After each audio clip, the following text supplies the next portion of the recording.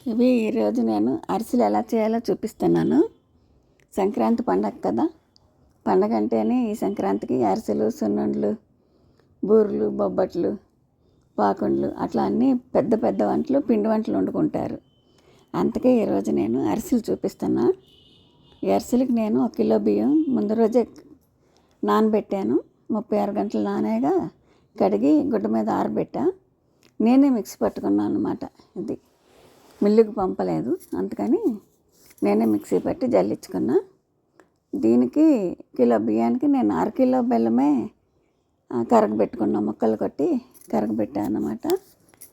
నేను ఈ పిండి మిక్సీ వేసుకొని బియ్యం మిక్సీ వేసుకొని జల్లించుకొని రెడీ పెట్టుకునేసరికి నాకు బెల్లం కరిగిపోయింది.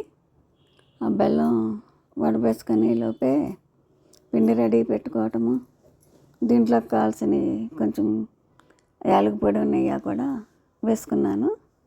అవి రెడీ పెట్టుకోవటం అట్లా అంతా టకటక అయిపోయింది అన్నమాట. తొందరగాని అర్థం. బెల్లం కరిగింది కదా, కరిగిన బెల్లాన్ని అలా వడబోసుకున్నాను. చాలా నలకలు వచ్చినాయి. అందుకే వడబోసుకోవాలి మనం. ఏ పిండి వంట కన్నా బెల్లం కరగబెట్టుకొని ముందు వడబోసుకొని అప్పుడు ఆ బెల్లాన్ని వాడుకోవాలి. లేకపోతే దాంట్లో నలకలు ఇసుక ఉంటాయి.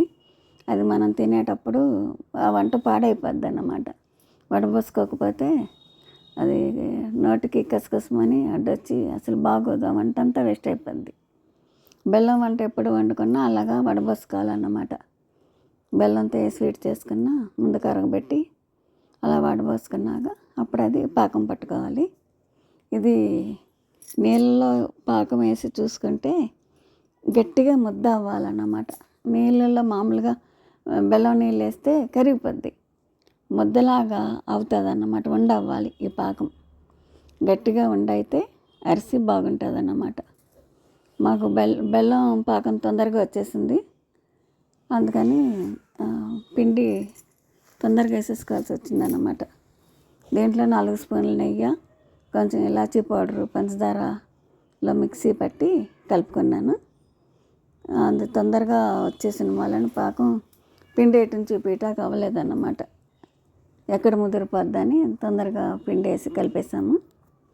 అది కొంచెం బాగా ముద్రపాకం రానిచ్చుకోవాలి అరిసెకి. అట్లా చిన్న ఉండ వేడి మీదే చిన్న ఉండ చేసుకొని అలాగ ఒక పేపర్ మీద, పాలిథిన్ పేపరో లేకపోతే ఇదిగో పాల కవరో లేకపోతే ఇదిగో మేము నూనె ప్యాకెట్ కవర్ తీసుకున్నాము, దాని మీద ఉండ నొక్కుంటే కొంచెం నీరు తడి చేసుకొని అప్పుడు ఇలా నూనెలో వేపుకోవాలన్నమాట. ఇదే అరిసె అన్నమాట. అయితే దీనికి 2 ఉండాలి. ఒకళ్ళు తీసేవాళ్ళో వేసేవాళ్ళో లేకపోతే తీసింది నొక్కేవాళ్ళో అట్లా ఉండాలి. అందుకని నేను మా ఇంటి పక్క ఆమెని పిలుచుకున్నాను జతకి. ఆవిడ నొక్కుతూ ఉన్నారన్నమాట. అట్లాగా ఉండ చేసేస్తూ ఉంటే నేను తీసేదాన్ని.